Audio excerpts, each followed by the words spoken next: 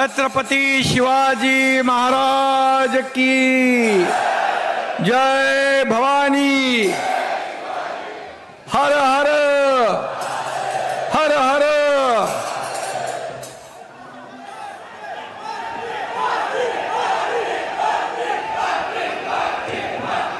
माझ्या लाडक्या शिवभक्तांनो, लाडक्या भावांनो, माझ्या लाडक्या बहिणींनो आणि तमाम हजारो लाखो शिवभक्तांचं मी मनापासून स्वागत करतो आणि लाखो कावड यात्रींना मी साष्टांग दंडवत घालतो। खरं म्हणजे संतोष बांगर या आपला शिवसेनेचा आणि आपल्या धर्माचं रक्षण करणारा ढाण्या वाघ आहे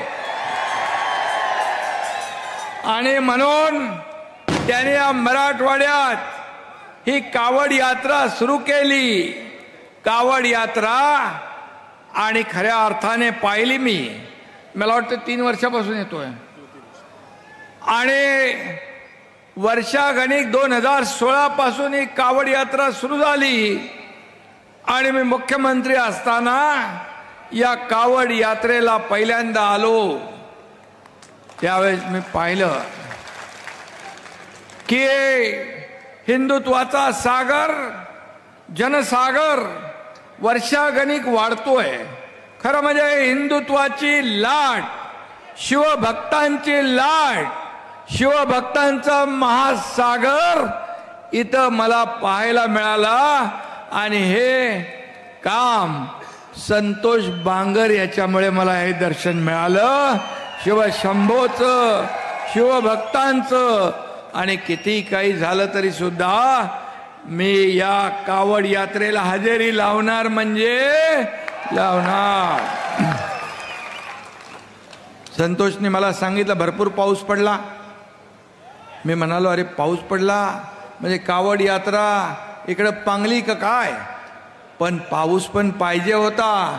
बळी वरून राजाने पण इथं तुमच्या कावड यात्रेला आशीर्वाद दिला, पावसाचा वर्षाव झाला आणि बळीराजा सुखावला। खरं म्हणजे मी त्या दिवशी वर्ध्याला गेलो होतो आणि वर्ध्याला गेलो अगदी सभेच्या ठिकाणी वरून आम्हाला हेलिपॅड दिसत होतं पण पायलटनी हेलिकॉप्टर उतरवलं नाही। म्हणाला खाली पाऊस आहे। म्हणालो ठीक आहे प्रयत्न करा, तर म्हणाला नाही करता येणार पाऊस आहे। आणि मी वापस गेलो नागपूरला आणि बाय रोड वर्ध्याला पोचलो।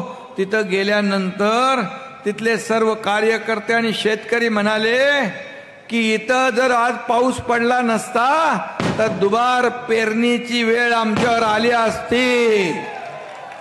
आणि मग आज वरून राजा पण आपल्यावर प्रसन्न झाला।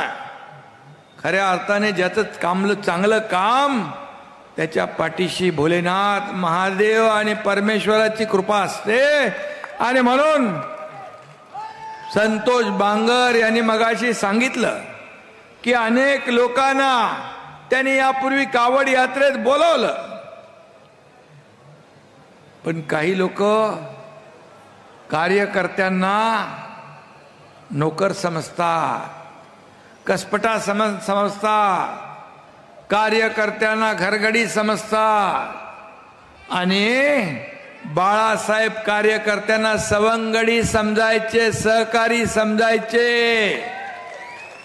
आणि मग संतोष माझा सहकारी आहे आणि म्हणून ज्यांना खरं म्हणजे कावडीमध्ये श्रावण बाळाने बसवलं होतं ना आई वडिलांना, आता ज्यांना स्वतःच कावडीत बसायचं ते कसे येतील तुमच्या चावडीवर? ते दुसरीकडे फिरत असतात थंड हवेच्या ठिकाणी।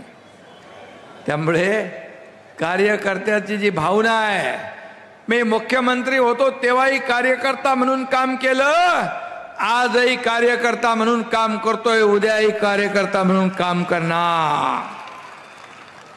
आणि मी जेव्हा सीएम होतो तेव्हा म्हणायचे लोक सीएम म्हणजे चीफ मिनिस्टर. मी म्हणायचो अरे बाबा मी सर्वसामान्याचा माणूस आहे, मग सीएम म्हणजे कॉमन मॅन म्हणा. मग मी म्हणायचो सीएम म्हणजे कॉमन मॅन. आता मी डीसीएम आहे, डेडिकेटेड टू कॉमन मॅन. हे सर्वसामान्य माणसाची नाळ तुटता कामा नये. आपण कुणामुळे सत्ता भोगतो? या सर्वसामान्य लोकांमुळे. आणि म्हणून हा सर्वसामान्य माणूस आमचा केंद्रबिंदू आहे, आमचा केंद्रबिंदू आहे. त्याच्यासाठीच जगायचं आहे, त्याच्यासाठीच विकास करायचा आहे. आणि म्हणून 2.5 वर्षाचा कालावधी मगाशी संतोषनी सांगितलं. माझ्याकडे आलेलं पत्र मी कधीही किती पैसे लिहिलेत, किती फंड पाहिजे याचा कधी विचार केला नाही. काम कुठलं आहे? विकासाचं काम आहे. लगेच सही करून विकास निधी तुमच्या खात्यात जमा व्हायचा. किती तुला मिळाले पैसे? 2600 कोटी तुमच्या या संतोष बांगरला आतापर्यंतच्या इतिहासामध्ये कधी न मिळालेले. संतोष बांगरला 2600 कोटी विकासासाठी 2.5 वर्षात 2600 कोटी रुपयाचे महाराष्ट्रातल्या जिथं जिथं आवश्यकता आहे, जिथं जिथं विकासाची गरज आहे, तिथं तिथं ते पैसे देण्याचं काम केलं. मुख्यमंत्री सहायता निधीमधून तुमच्या या एकनाथ शिंदेने 2.5 वर्षात 450 कोटी रुपये दिले. हजारो लाखो लोकांचे प्राण वाचवले. आणि अगोदरच्या सरकारमध्ये 2.5 वर्षात 3 कोटी रुपये. कारण तेव्हा तिकडे पेनच नव्हता. माझ्याकडे 2-2 पेन ठेवून मी सह्या करता शाही कधी संपायची माहित नाही. अरे हे पैसे सर्वसामान्य लोकांची आहेत, गोर गरिबांची आहेत. सरकार गोर गरिबांसाठी असते, कष्टकऱ्यांसाठी असते, शेतकऱ्यांसाठी असते. आणि म्हणून मुख्यमंत्री माझी लाडकी बहीण योजना आपण राबवली. आणि संतोष मुख्यमंत्री माझी लाडकी बहीण योजना, या योजनेने विरोधकांना 4 मुंड्या चित करून टाकलं.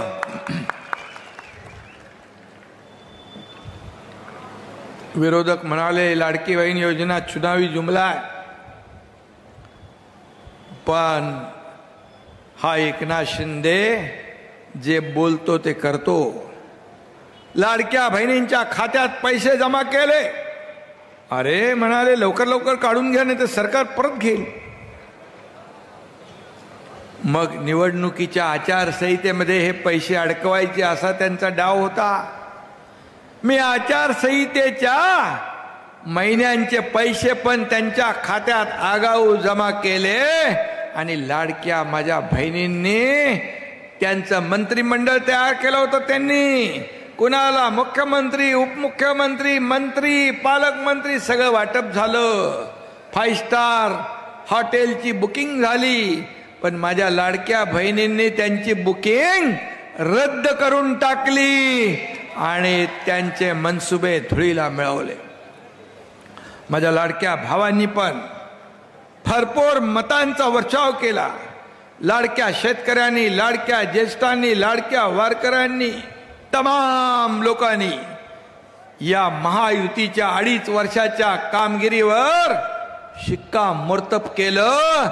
आणि अतिशय ऐतिहासिक विजय.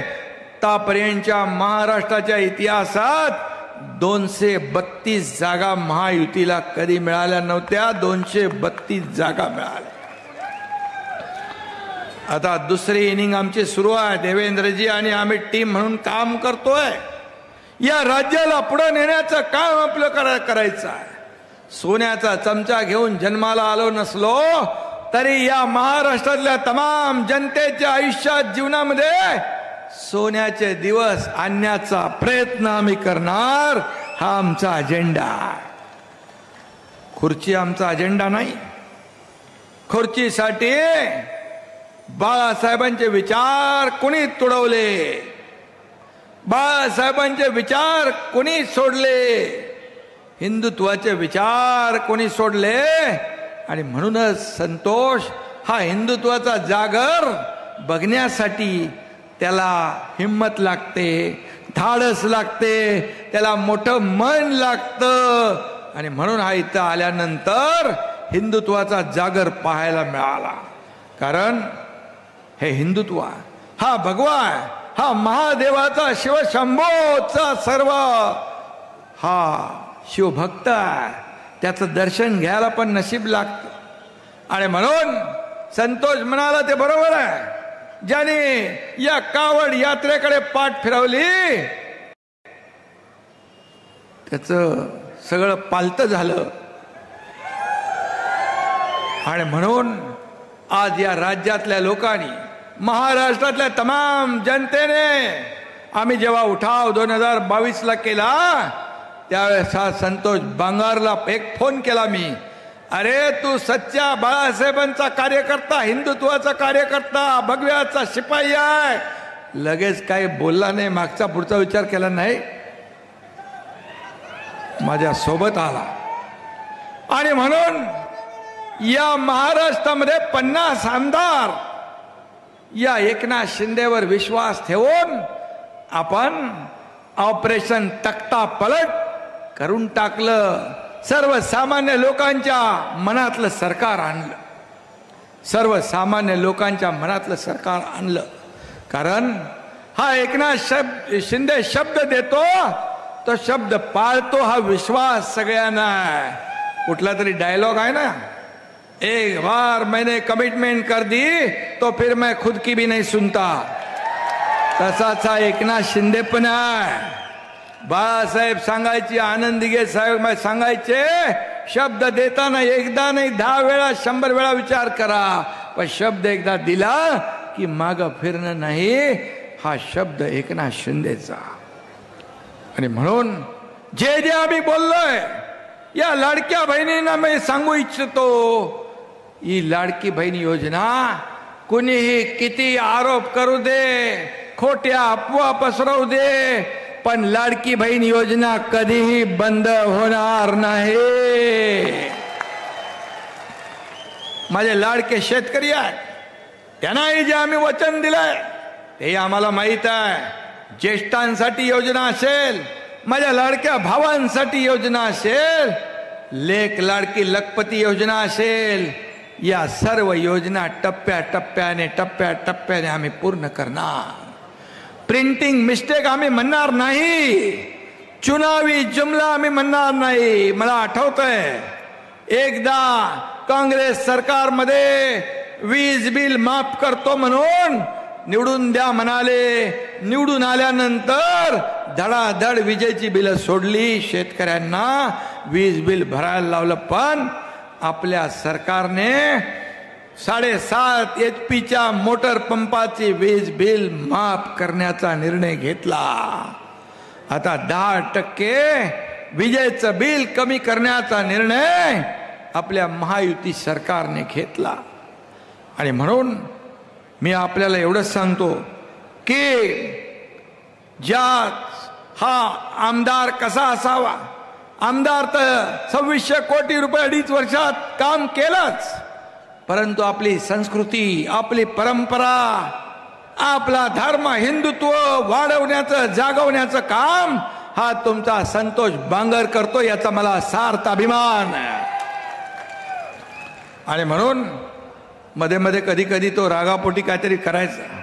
मग मी त्याला एकदा फोन केला, बोला संतोष आता बिलकुल हे सगळं बंद. जेव्हा कोणी अन्याय करेल, अन्याय करणाऱ्या माणसाला कायद्याने आपण जरब बसू. त्यानंतर संतोषने एकदम ते आज्ञाधारक शिवसैनिकासारखं ऐकलं. आणि मी मागच्या बैठकीत तू नव्हता कार्यकर्त्यांच्या, तुझं नाव घेतलं. बाकी लोकांना सांगितलं संतोष बांगरचा आदर्श घ्या, संतोष बांगर कसा वागतोय तसं बघा. आणि म्हणून मी आणि एवढंच सांगतो, थांबा घाई करू नका. आणि म्हणून मी आपल्याला एवढंच सांगतो की कावड यात्रा म्हणजे फक्त शिवभक्तांची मिरवणूक नाही, तर ती आपल्या सनातन धर्माच्या आध्यात्मिक परंपरेचं प्रतीक आहे, हिंदुत्वाचं प्रतीक आहे. आणि म्हणून शिवभक्त हजारो किलोमीटर अंतर चालत पवित्र गंगाजल आणून भगवान शंकराला अर्पण करतात. या त्याग आहे, समर्पण आहे आणि एकजूट आहे. आणि म्हणून मी एवढंच सांगतो, चल पड़े है कांधे पे गंगाजल उठाए, चल पड़े है कांधे पे गंगाजल उठाए, भोले की भक्ति में सब कुछ भुलाए. पैदल ही नापे मीलों की दूरी, पैदल ही नापे मीलों की दूरी, हर हर बम बम की गूंज है पूरी.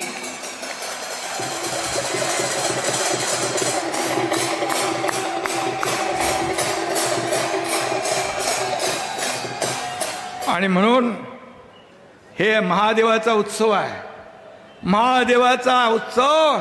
हिंगोलीतली कावड यात्रा देशभर गाजती आहे. इथं भगवा महासागर पसरलाय. आपण आतूनही भगवे, बाहेरूनही भगवे आहोत. आपण सरड्यासारखे रंग बदलणारे नाही, हिंदुत्वाची बेईमानी करणारे नाही. आतही भगवा, बाहेर भगवा, चारीकडे भगवा. आणि म्हणून आपण शिवभक्त आहोत, शंभू महादेवाची लेकरं आहोत. आणि शिवशंकर हे छत्रपती शिवाजी महाराजांचं आराध्य दैवत आहे. शिवराय हे आपलं आराध्य दैवत आहे. आणि म्हणून शिवसेनेच्या नावातच शिव आहे, शिवसेनेच्या नावातच शिव आहे. आणि सर्वसामान्य लोकांसाठी अहोरात्र झटणारी शिवसेना ही तुमची आहे. आणि ज्यांनी शिवसेना काँग्रेसच्या जोकडात बांधली ती सोडवण्याचं काम आम्ही सर्वांनी मिळून केलं, याचा मला सार्थ अभिमान आहे. आणि म्हणून भगवा दहशतवाद, भगवा आतंकवाद म्हणणारे ज्यावेळेस त्यांच्या काळात बॉम्बस्फोट व्हायचे 2008, 9, 7 साली, तेव्हा म्हणायचे आतंकवाद आणि दहशतवादाला कुठलाही रंग नसतो, कुठलाही धर्म नसतो, नाव नसतं. मालेगाव ब्लास्ट मध्ये मात्र म्हणाले की हा भगवा दहशतवाद, भगवा आतंकवाद आहे. आणि कोर्टाने निर्दोष सोडल्यानंतर जे मुंबई बॉम्ब ब्लास्ट मध्ये शेकडो लोकांचा जीव घेणारे जेव्हा सुटले तेव्हा आनंदोत्सव साजरा करत होते. ही कुठली देशभक्ती आहे, हे कुठलं देशप्रेम आहे? अरे साध्वी प्रज्ञा सिंग यांनी सांगितलं, राष्ट्रीय स्वयंसेवक संघाचे सरसंघचालक मोहन भागवत साहेबांचं नाव टाका, या देशाचे प्रधानमंत्री तत्कालीन मुख्यमंत्री नरेंद्र मोदीजींचं नाव टाका. म्हणजे हा भगवा दहशतवाद आणि भगवा आतंकवाद याच्यावर शिक्कामोर्तब होईल. किती लाचारी, किती मतांची लाचारी, मता मिळवण्यासाठी, वोट बँकेसाठी किती खालच्या थरावर तुम्ही जाणार. ऑपरेशन सिंदूर, ऑपरेशन सिंदूर कामयाब झालं. पाकिस्तानला बरोबर धडा शिकवला ना, जशाच तसा धडा शिकवला ना. ईट का जवाब पत्थर से पाहिजे होता ना, खून का बदला खून से पाहिजे होता ना, गोली का जवाब गोले से पाहिजे होता ना. तो देण्याचं काम आपल्या भारतीय लष्कराने केलं. पाकिस्तानला त्याची जागा दाखवली. देशाचे प्रधानमंत्री मोदीजी हे लष्कराच्या मागे उभे राहिले, त्यांना पण आरोपाच्या पिंजऱ्यात उभं करण्याचं काम काय करतात. म्हणाले किती ड्रोन पडले, किती मिसाईल फुकट गेले. ही निर्लज्जपणे प्रश्न विचारता तुम्ही. या लष्कराच्या कर्तृत्वावर सवाल खडे करता, प्रश्न उभे करता. तुम्ही हे नाही विचारलं बॉम्बस्फोट मध्ये किती लोक बळी गेले, शेकडो लोक मेले, त्यांचा हिशोब नाही विचारला. पहलगाम मध्ये झालेला हल्ला, या लाडक्या बहिणींच्या कुंकू पुसण्याचं पाप ज्यांनी केलं त्याचा हिशोब नाही विचारला. आणि म्हणून हे कुठलं देशप्रेम आहे, ही कुठली देशभक्ती आहे, हे कुठली राष्ट्रभक्ती आहे? आणि जे देशभक्त राष्ट्रभक्त मोहनजी सारखे मोदीजींसारखे त्यांना तुम्ही आरोपी करण्याचा प्रयत्न करता. तुम्ही पाकिस्तानची बोली बोलू लागलेत. आज मला वाटलं कोर्टाने काहीतरी राहुल गांधींना सनसनीत चपराक हाणली आहे. आता तरी सुधारतील का माहित नाही. पण आणि म्हणून मी आपल्याला एवढंच सांगतो, हा जल्लोष बघून, हा हिंदुत्वाचा जल्लोष, हा हिंदुत्वाचा उत्सव बघून अनेक लोकांना ॲलर्जी झाली असेल, अंगावर पुरळ येईल, पोटदुखी वाढेल. पण इथं आपण बाळासाहेब ठाकरे आपला दवाखाना काढलाय. ज्यांच्या पोटात पोटदुखी येईल त्यांना फुकट मोफत दवाखान्यामध्ये बाळासाहेब ठाकरे आपला दवाखाना आपण काढलेला आहे. आणि वोट बँकेचं राजकारण करता करता लोक आपला धर्म विसरले. आणि याला किती आपण काय म्हणू शकतो. आणि म्हणून मी आपल्याला एवढंच सांगतो की यांना खऱ्या अर्थाने भगवा दहशतवाद म्हणणाऱ्यांना, हिंदू द्रोहींना ही जनता त्यांची जागा दाखवल्याशिवाय राहणार नाही. कारण जे हिंदुत्ववादी आज शिवभक्त इथं जमा झालेत हे त्यांना कधी सोडणार नाही. आणि म्हणून जो सागर माझ्यासमोर उसळलाय त्यांना सांगतो, सगळ्यांना डोळे भरून बघा, हा हिंदुत्वाचा जनसागर आहे, हा भगवा सागर आहे. आणि मगाशी संतोष म्हणाला की शिवशंकराने तिसरा डोळा उघडलेला आहे, लवकरच समजेल त्यांना. आणि म्हणून तिसरा डोळा उघडल्यावर काय होतं माहित आहे. आणि म्हणून मी आपल्याला सांगतो, शिवरायांचा भगवा हा दहशतवादाचा आहे का? वारकऱ्यांचा भगवा दहशतवाद आहे का? प्रभू रामचंद्राचा भगवा दहशतवाद आहे का? हिंदुत्वाचा भगवा दहशतवाद आहे का? आणि म्हणून मराठवाड्यांच्या संत महात्म्यांनी भगवा महाराष्ट्रभर देशभर फडकवला. त्यांचा भगवा दहशतवादी ठरवण्याचं पाप तुम्ही केलंय, हे कुठं फेडणार पाप? आणि म्हणून भगवा का परिधान है भगवा, भगवा का परिधान है भगवा, उगते ढलते सूरज का रंग है भगवा, त्याग और बलिदान का रंग है भगवा, भारत की संस्कृति का रंग है भगवा, सनातन धर्म की पहचान है भगवा, प्रगति और विकास का रंग है भगवा. आणि तुमच्या सगळ्यांचा माझ्या सकट रंग आहे भगवा. आणि म्हणून आपल्याला मी एवढंच सांगतो, भगव्याची ॲलर्जी असणाऱ्या लोकांनी स्वतःला भारतीय म्हणून घेण्याचा अधिकार नाही. आणि म्हणून बाळासाहेब सांगायचे, या देशाचा देशप्रेमी जो आहे, देशभक्त, या देशावर प्रेम करणारा कुणी असू द्या, कुठल्याही जातीपातीचा धर्माचा असू द्या, तो आपला आहे. पण या देशाच्या विरुद्ध पाकिस्तानचे गोडवे गाणारा तो कुठल्याही जातीपातीचा धर्माचा असू दे, तो आपला दुश्मन आहे. हे बाळासाहेब सांगायचे. तोच विचार आपण पुढे नेतोय. आणि म्हणून मी आपल्याला एवढंच सांगतो, अरे ऑपरेशन महादेव केलं, त्या आतंकवाद्यांना मारलं, त्याच्यावर पण ऑब्जेक्शन उठवलं, महादेव का नाव दिलं? अरे हा महादेवाचा तिसरा डोळा तुम्हाला भस्मसात केल्याशिवाय राहणार नाही. या देशातली जनताही बघेल आणि हे सर्व शिवभक्तही बघतील. आणि म्हणून मी आपल्याला एवढंच सांगतो, हिंदू माणूस हिंदुत्व सहिष्णू आहे, कधीही दहशतवादी तो नसतो. हिंदुत्व ही एक जीवनशैली आहे. आणि म्हणूनच हिंदू धर्माला बदनाम करण्याचं पाप तुम्ही केलंय. हे तमाम शिवभक्त तुम्हाला तुमची जागा दाखवल्याशिवाय राहणार नाहीत. एवढंच मी या प्रसंगी सांगू इच्छितो. मी आपल्याला एवढं सांगतो की कावड यात्रा संतोष बांगर यांची आता फक्त हिंगोलीत राहिली नाही, हिंगोलीपुरती मर्यादात नाही राहिली. आता हे महाराष्ट्रभर देशभर या कावड यात्रेचं जे नाव आहे ते नाव पसरलंय, कीर्ती पसरली आहे.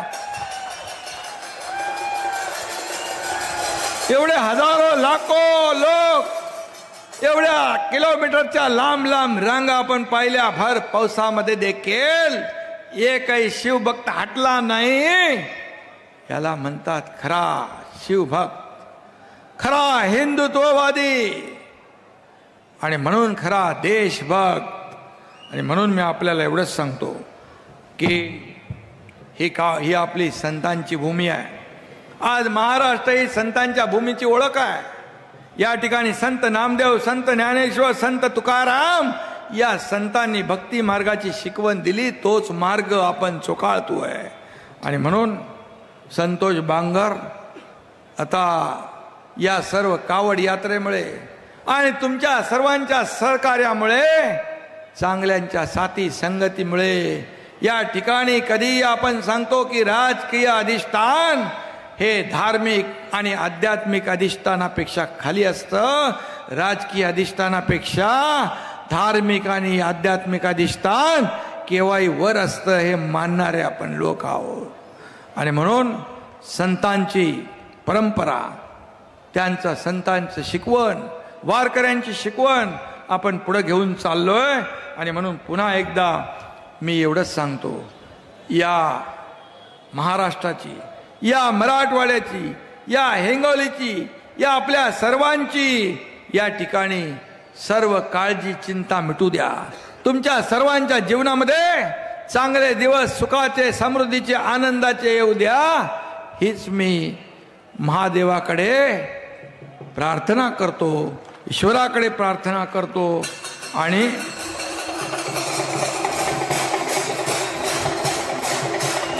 आणि आता तुम्ही आता देश जिंकलाय.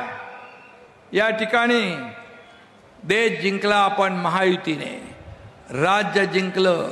आता आपल्याला काय करायचंय? आता व्यासपीठावर बसलेल्या लोकांची निवडणूक झाली आहे. आता समोर उभ्या त्यांच्या कार्यकर्त्यांची निवडणूक आहे. स्थानिक स्वराज्य संस्था, मग जिल्हा परिषद असेल, महापालिका असेल, नगरपालिका असेल, पंचायत समिती असेल, या निवडणुका देखील एकजुटीने आपल्याला जिंकायची आहे. जिंकणार ना? मला आता श्रीराम दादा बांगर यांचं मगाशी नाव सांगितलं.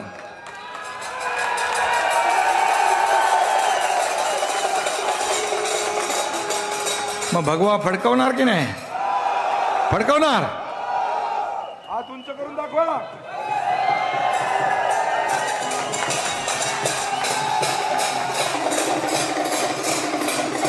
चला, हे दोघं बी आले, दोघं पण आले. ठीक आहे.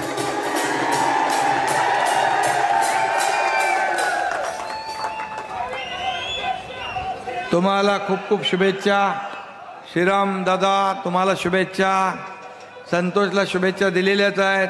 पुन्हा एकदा मी सर्व कावड यात्रेत सहभागी झालेल्या शिवभक्तांना मनापासून खूप खूप शुभेच्छा देतो, मनापासून अभिनंदन करतो. आणि आदिवासी समाजाने मगाशी एक मला निवेदन दिलं आहे, आदिवासी युवा कल्याण संघाने. हे आदिवासी आपले बांधव आहेत, आपल्या भगिनी आहेत. आणि म्हणून या आदिवासी बांधवांना देखील त्यांच्या ज्या मागण्या आहेत, जे त्यांचं माझ्याकडे निवेदन आहे अधिसंख्य पदांचं आणि त्याचबरोबर रिक्त पदांचं, हे महायुती सरकार, आदिवासी समाजाला न्याय देणारी महायुती सरकार आहे. आणि त्यामुळे मी आपल्याला सांगतो, उद्या या ठिकाणी आमची मंत्रिमंडळाची बैठक आहे. मुख्यमंत्र्यांची चर्चा करून यावर देखील सकारात्मक आपण निर्णय घेऊ, हे देखील या ठिकाणी मी सांगू इच्छितो पुन्हा एकदा. आणि पुन्हा मी म्हणून आदिवासी बांधवांना न्याय देण्याचं काम महायुती सरकार करेल. पण तुम्ही मनाला आणि शरीराला वेदना करून घेऊ नका. उपोषणला बसलेले जे माझे बांधव भगिनी आहेत, त्यांनी उपोषण मागे घ्यावं आणि त्यांच्या पाठीशी संतोष बांगर तर आहेच, पण हा एकनाथ शिंदे पण त्यांच्या पाठीशी खंबीरपणे उभा आहे. धन्यवाद. जय हिंद, जय महाराष्ट्र. हर हर